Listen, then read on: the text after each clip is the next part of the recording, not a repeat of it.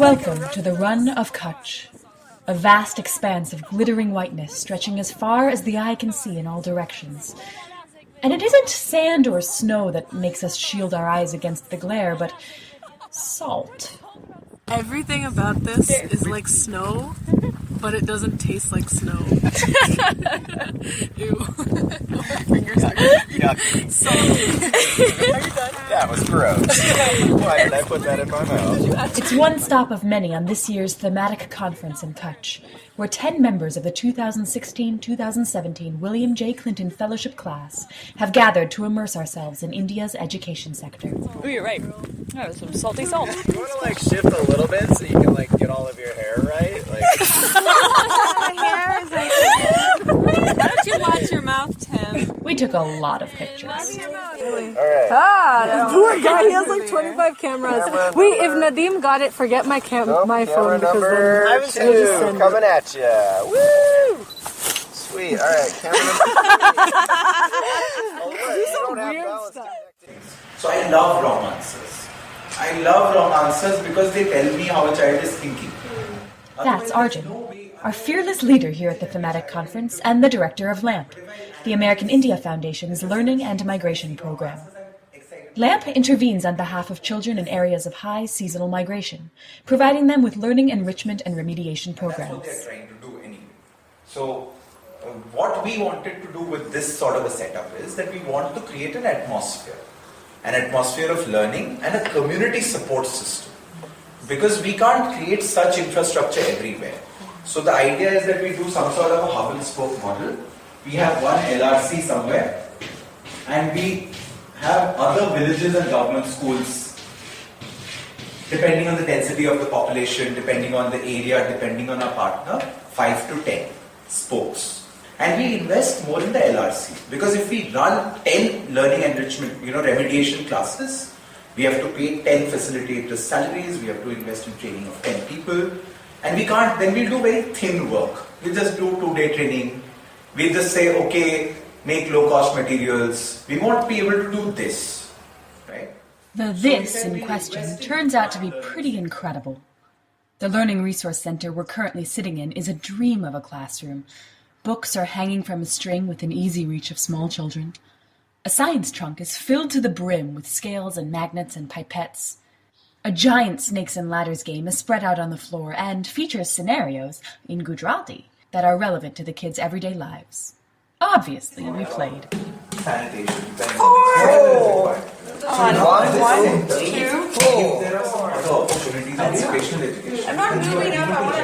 Remediation, of course, isn't sustainable in the long term, and accordingly, LAMP strives to tackle the root causes of educational inequality.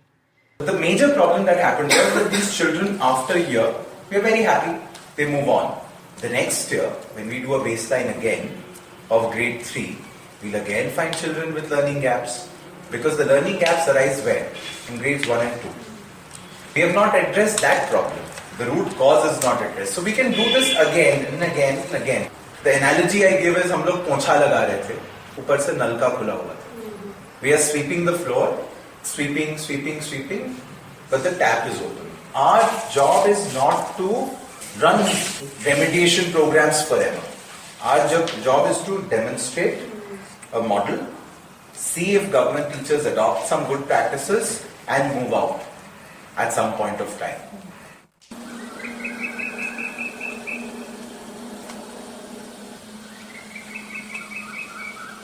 Good morning, everybody. Mornings at Unnati, the educational NGO that hosted us for 4 days, begin just before dawn. We're roused by the strains of a bhajan from a nearby temple and the onset of frostbite in our own toes. It's cold in January in northern Gujarat, and really hard to get up.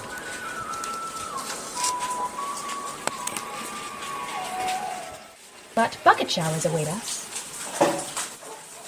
The sharp scent of burning wood, boiling water ladled from a communal cauldron in the dark, and the sudden, glorious, all too fleeting rush of warm water on our chilly extremities. We began the conference by reflecting on our own educational backgrounds and the formative classroom experiences that have shaped our respective approaches to learning. We drew lots of pictures to help us brainstorm. Drawing क्यों? Why drawing? Because drawing is language neutral. We do workshops. The diversity of experiences was stark, if not entirely surprising, given our varied backgrounds. After class 8, I dropped my school and never went to schooling before the college. And I was working at a factory, and I was having second guesses about going back to college because I didn't really think I could do it. I didn't really think I belonged in like the academic world. It was one of my favorite things ever. One of the things that contributed to that is definitely the balance between diversity and unity. Desegregation and busing, because that's like a really big thing in the South. We were asked to engage about politics and social issues in a way where we felt like our voice mattered. And I always feel that, for me, education was a very sensory thing.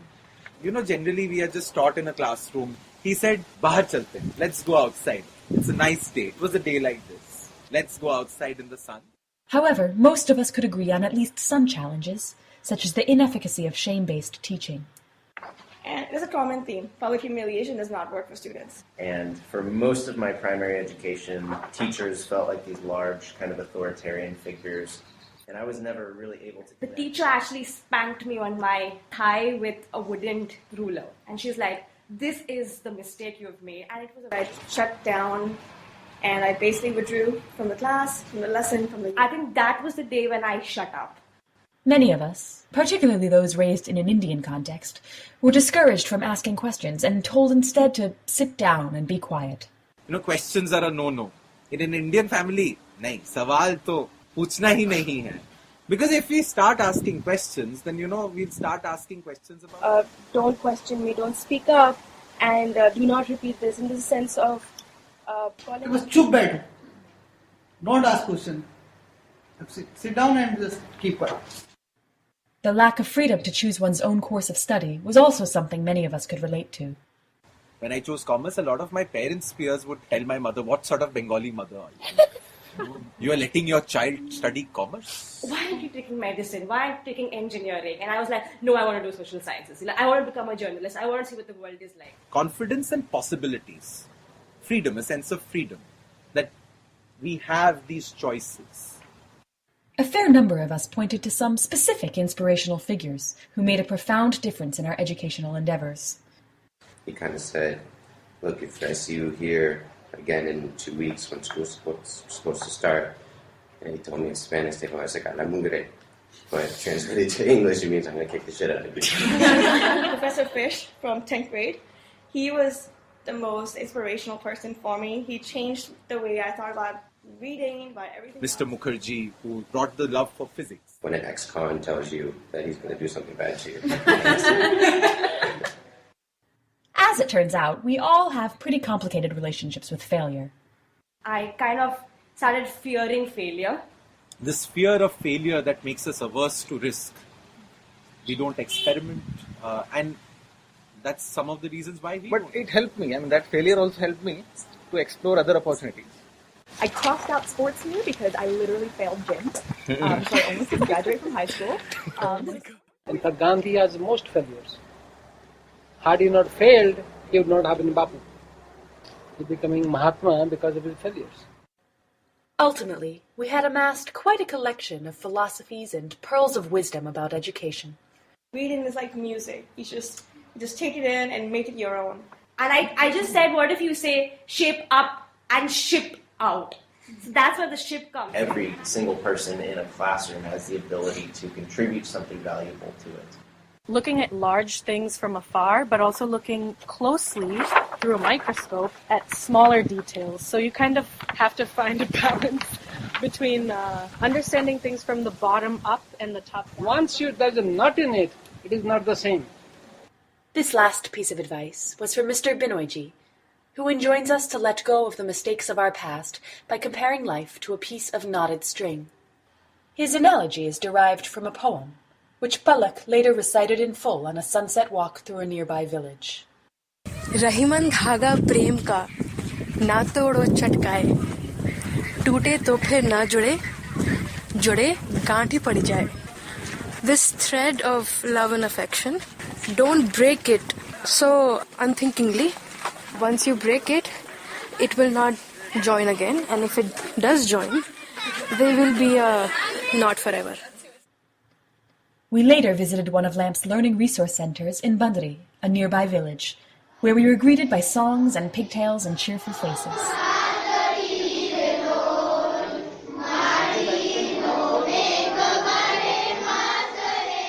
The kids played a guessing game about animals. Here they are trying to determine whether the animal being described is a camel, or maybe it's a goat.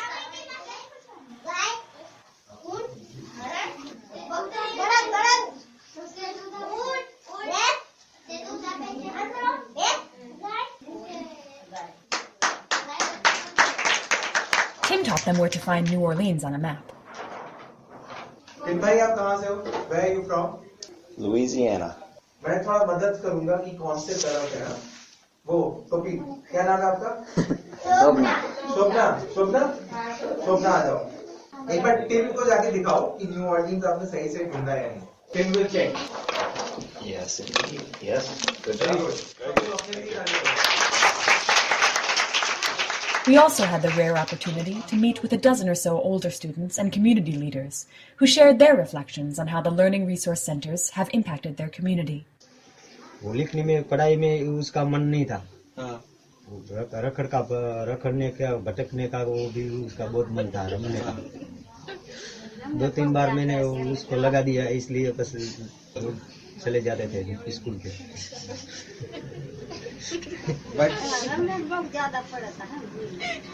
तुम बोल नहीं तुम तुम बोल नहीं तू सानी मन बेस लगता तुम बचे बे तो जाता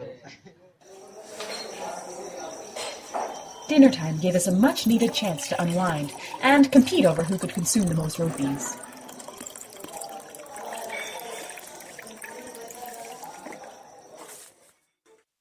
One of LAMP's primary target groups is migrant communities, such as those who work in the coastal salt pans. It's a Friday morning around 10:30 when we arrive at the salt pans, and the workday is winding down. Due to the extreme heat and brightness, even in winter, workers start their day at around midnight and end them in mid-morning. There's only one young woman in the pans now, clad in orange, scraping rhythmically away at her shallow basin of water. She wears no protective gear, no sunglasses or goggles to block the glare, no rubber boots to protect her feet from the corrosively saline waters. The process she's undertaking, dragging a rake through shallow pans of briny water to hasten the formation of crystals, will be repeated around 10 times in increasingly concentrated salt solutions until finally the water evaporates and leaves salt crystals behind for harvesting. It takes approximately 15 days for a worker to produce about 15 tons of salt. For this, she will receive about 30 rupees per ton. Most of the workers are from villages in Gujarat, but there are a few that have migrated from as far away as UP or Madhya Pradesh. The settlements here are growing more permanent despite the lack of government amenities. It's fairly easy to squat on land that no one wants. Because who will come here? Who will want to stay here? The groundwater is far too saline here for drinking or washing, so every week or so, mita pani, fresh water, is trucked in from a tanker about 15 kilometers away. The employers front each family a weekly allowance for groceries, which is extracted from their net earnings at the end of the season. Depending on how much salt a family has produced and how many cash advances they have taken, many families come out in the red. Thus, working in the salt pans amounts to a form of bonded labor. The families must return year after year to claw their way out of debt and escape what is effectively indentured servitude.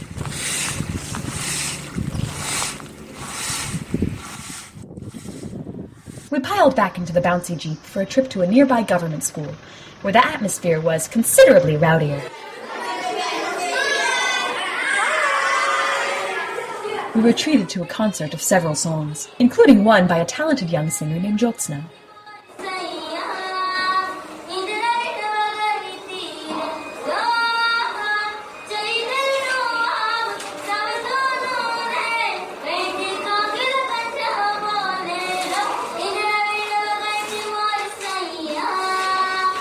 And we chatted with administrators over sweet, milky chai about some of the challenges facing local educators. Back at Unnati, we met with various community stakeholders and field staff, who reflected on their own modes of engagement with the villages they serve, such as conducting surveys and drafting neighborhood maps. Navagaon का map है, but this is a representative map. यहाँ कुछ क्या लिखा है? Rabadi Vas. So the Vas, Rabadi Vas, this is like a colony for Rabadis. They're the main things in the village where the communities stay. And in some villages there are signs, red flags. Red flags means migrant households. And the reason why we do a social mapping with signs and symbols, so that if we put it outside, that anyone in the village can see and figure out from that red flag, oh, this is where the migrant households are. This is where this particular thing is. This is where this particular Mr. Binoyji, the director of Unnati, spoke to us about the root causes of educational inequality in India. Poverty in India, we have massive poverty in India, primarily because of two reasons. One is social exclusion and other one is bad governance. That's our theory of change. Because so many people are excluded from the mainstream, like women, Dalits, Adivasis, tribals, persons with disability, street children, elderly people, everybody is excluded. In fact, if you calculate, 90% people will be actually excluded from the mainstream development process. He also shared some profound insights on accountability and sensitivity to the needs of the communities being served. The village parliament, which is called Gram Sabha, village parliament, everybody will be accountable to Gram Sabha, the village parliament. So it has three important elements. It has participation of women and also Dalit and tribals, because their leadership will come up. It has planning framework, bottom-up planning framework, and it has accountability. So these are three. We thought that this is the best opportunity to get involved in that.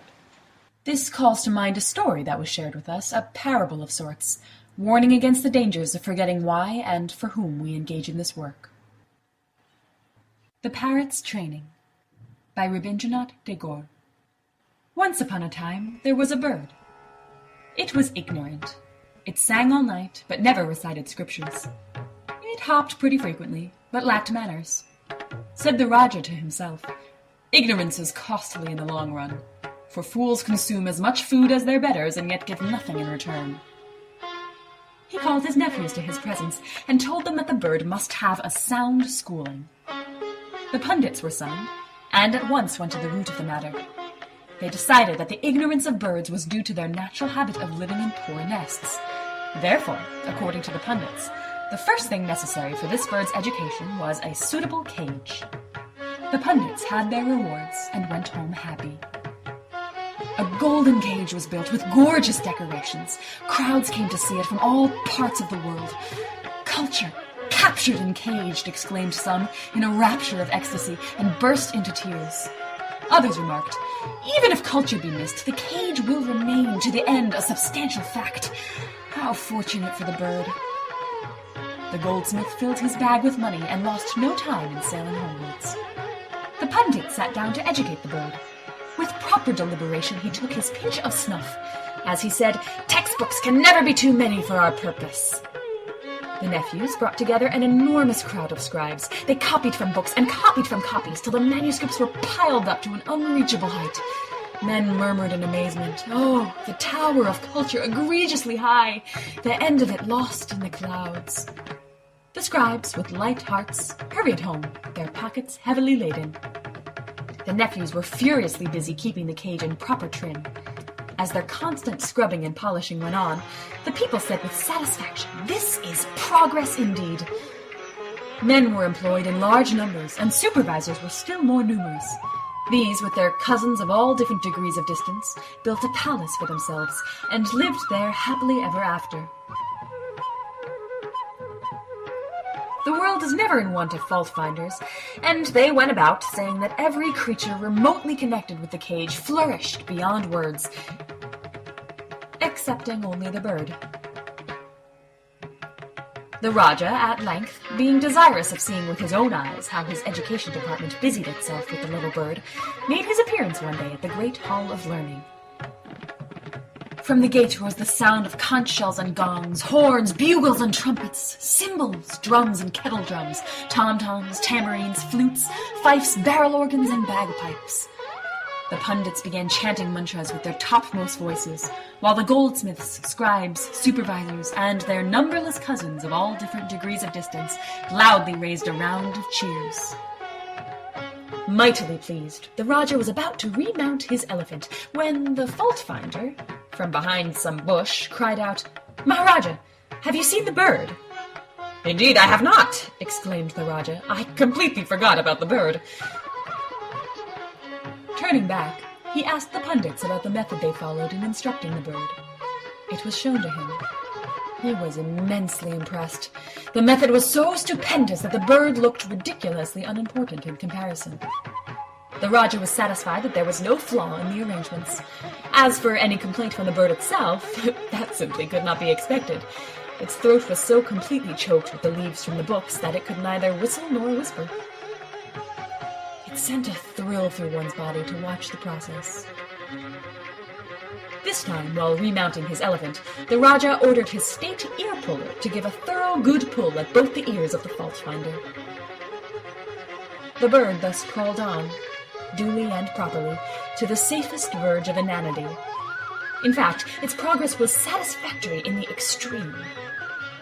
Nevertheless, nature occasionally triumphed over training, and when the morning light peeped into the bird's cage, it sometimes flooded its wings in a reprehensible manner, and though it is hard to believe, it pitifully pecked at its bars with its feeble beak. "What impertinence!" growled the Kotwal. The blacksmith, with his forge and hammer, took his place in the Raja's Department of Education. Oh, what resounding blows! The iron chain was soon completed, and the bird's wings were clipped. The Raja's brothers-in-law looked back and shook their heads, saying, "These birds not only lack good sense, but also gratitude." With textbook in hand and baton in the other, the pundits gave the poor bird what may fitly be called lessons.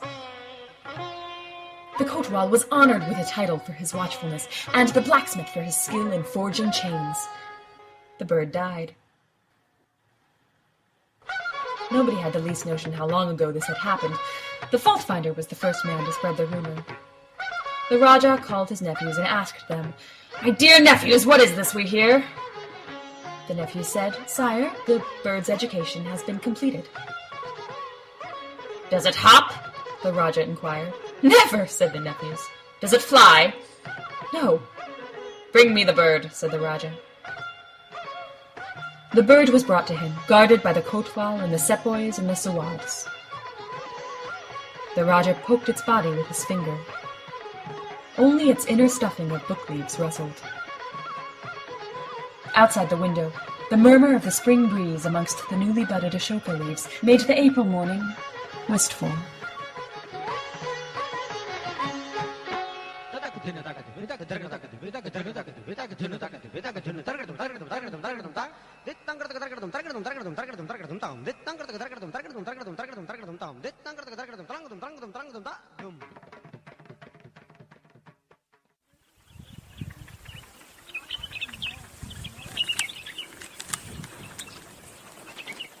We're just at the border of Pakistan now, on an island in the midst of the vast salt desert, having an educational experience of our own.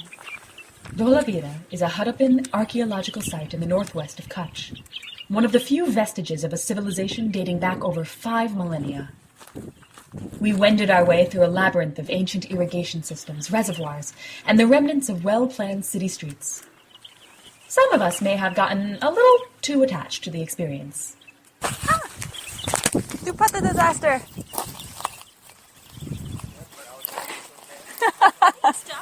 Yes. I guess I'm not leaving, guys. Damsel in distress. Help.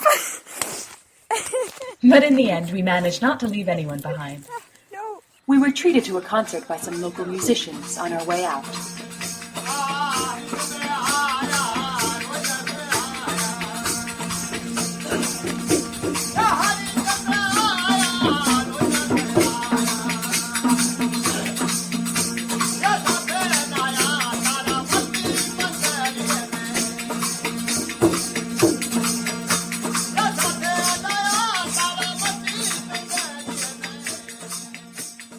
Naturally, We always pass our time on long road trips by belting Bollywood tunes.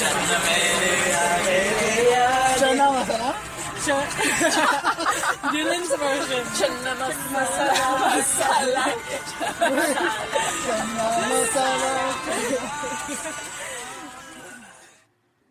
On our way back to home base, we worked on developing curricula of our own. Breaking silos in organizations is terribly difficult. Why? Because we are brought up in silos. There's a subject period for maths, there's a subject period for science, there's a subject period for English, and social science and history. Everything is siloed. But what if we were to think about a theme like food? And think about all the connections of the different subjects with food.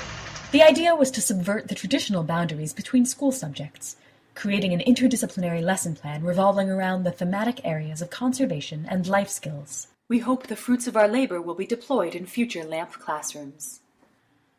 So, what did these 10 trusty travelers, Yvonne, Pius, Nadim, Benjamin, Palak, Denise, Annika, Tim, Abby, and Olivia, take away from our time in Kutch? Basically, we learned that things are really complicated. After this conference, I realized that education is so many things, especially in the context of India.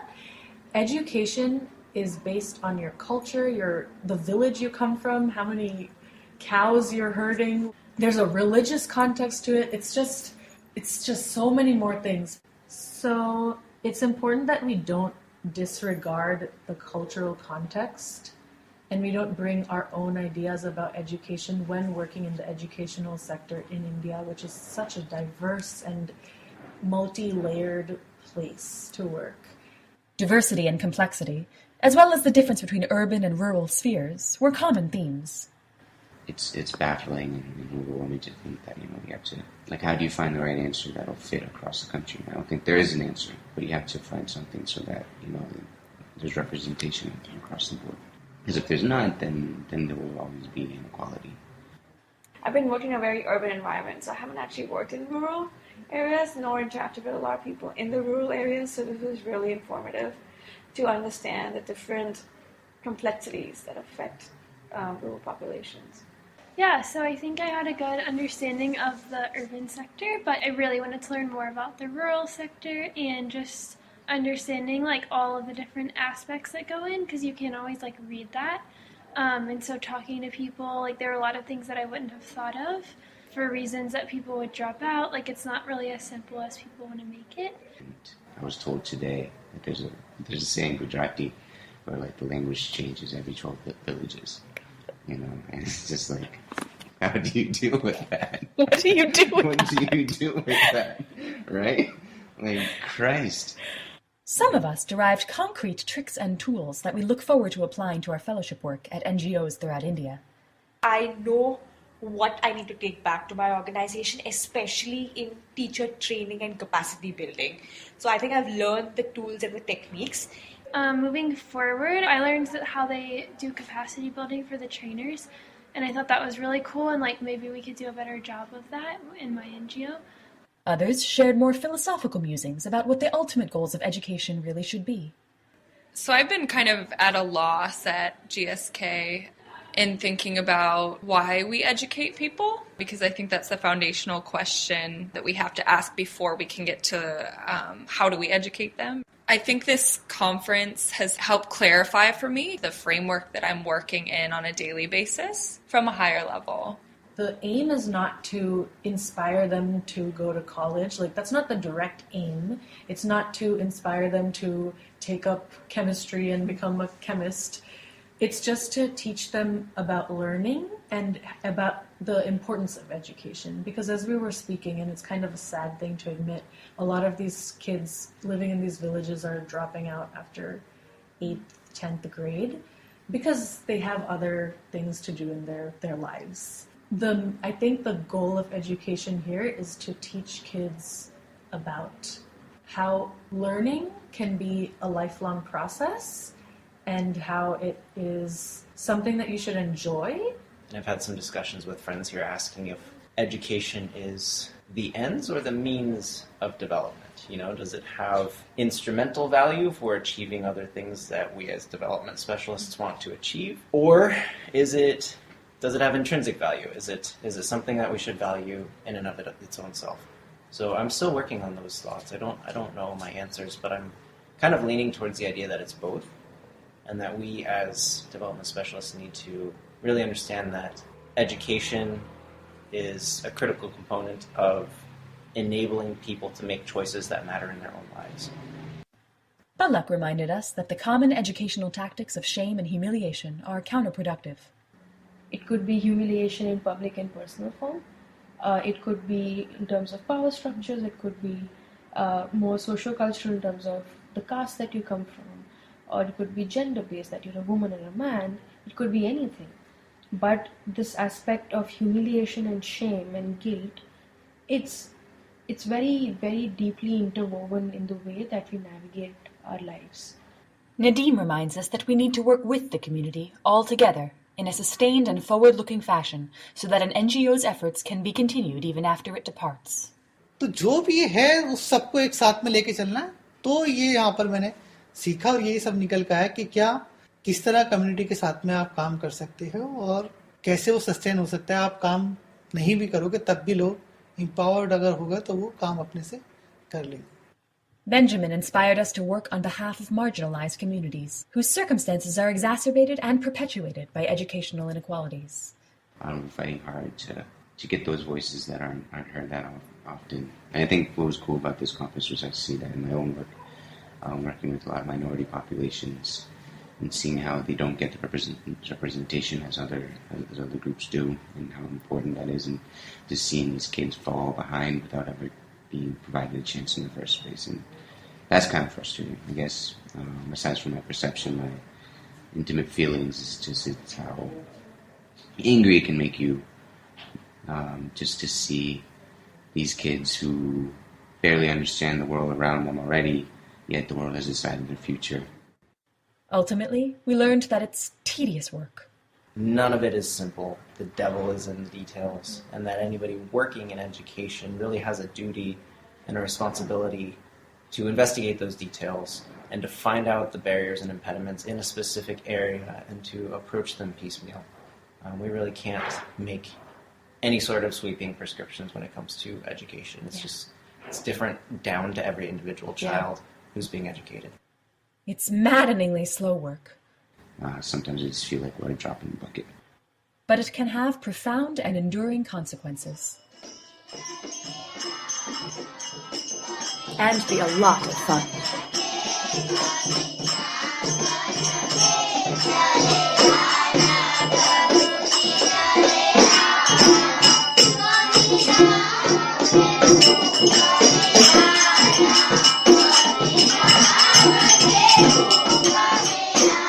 And on our way back to Ahmedabad, we of course didn't miss the chance for another Bollywood sing-along. Then I want to sing it. Let's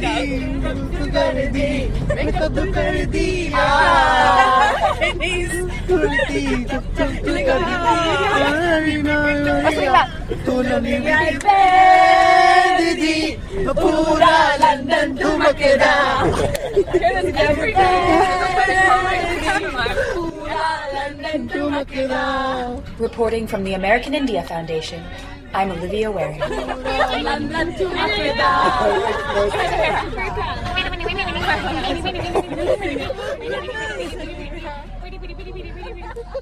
go.